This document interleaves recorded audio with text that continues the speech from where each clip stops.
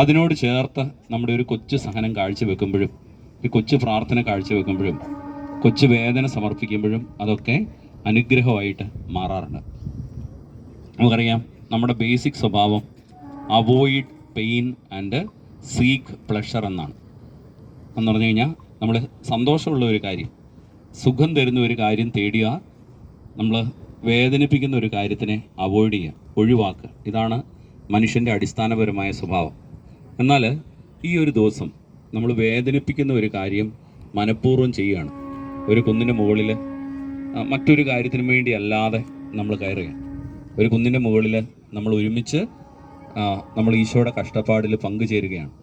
കാരണം ഈശോയുടെ കഷ്ടപ്പാടിൽ നമ്മൾ പങ്കുചേർന്നാൽ അവൻ്റെ ഉയർപ്പിലും നമുക്ക് പങ്കുചേരാനായിട്ട് സാധിക്കും. അതാണ് ബൈബിളിൻ്റെ എസൻസ്. അപ്പോൾ നമ്മൾ ഇതിൽ പങ്കുചേർന്ന എല്ലാവരെയും നമുക്ക് ദൈവകരങ്ങളിലേക്ക് സമർപ്പിക്കാം. നമ്മുടെ 2 ഇടവകൾക്ക് വേണ്ടി പ്രാർത്ഥിക്കാം. ഈ ദേശത്തിന് വേണ്ടി നമുക്ക് പ്രാർത്ഥിക്കാം. ഇപ്പോൾ സമാപന ആശീർവാദവും അവസാനത്തെ പ്രാർത്ഥനയും മനസ്താവ പ്രേരണവും സമാപന ആശീർവാദവും നമ്മൾ ചൊല്ലുകയാണ്. നമ്മൾ എഴുന്നേറ്റ് നിന്ന് ആശീർവാദം സ്വീകരിക്കാനായിട്ട് പോവുകയാണ്. നമുക്ക് എഴുന്നേറ്റ് നിൽക്കാം. നമുക്ക് എന്നിട്ട് അവസാനത്തെ പ്രാർത്ഥന നമുക്ക് ചൊല്ലാം.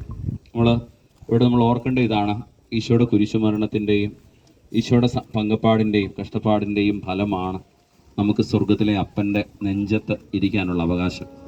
യേശുവിൽ വിശ്വസിക്കുന്നവർക്ക്, യേശുവിനെ സ്നേഹിക്കുന്നവർക്ക് ദൈവ മക്കളാവാൻ വരുന്നതായിരിക്കും. സ്വർഗത്തിലെ അപ്പൻ്റെ മക്കളായിട്ട് നമ്മൾ മാറുന്നത് ഈ മരിച്ചുയർത്ത യേശുവിനോട് ചേർന്ന് നിൽക്കുമ്പോൾ, ഈശോയുടെ ബലി നമ്മൾ സ്വീകരിക്കുമ്പോഴാണ്. ഈ ഒരു ബോധ്യത്തോടു കൂടി നമുക്ക് ഇതിൽ പങ്കുചേരാം. ആശീർവാദം കഴിഞ്ഞിട്ട് സിസ്റ്റർ ഒരു നിമിഷം നമുക്ക് എല്ലാവർക്കും ഇവിടെ ഇതിനു വേണ്ടി അധ്വാനിച്ചവർക്ക് നന്ദി പറയും. അത് കഴിഞ്ഞ് നമ്മൾ കഞ്ഞി കുടിക്കാനായിട്ട് നമ്മൾ ഒരുമിച്ച് കഞ്ഞി കുടിച്ച് നമ്മൾ പോവുകയാണ് ചെയ്യുക.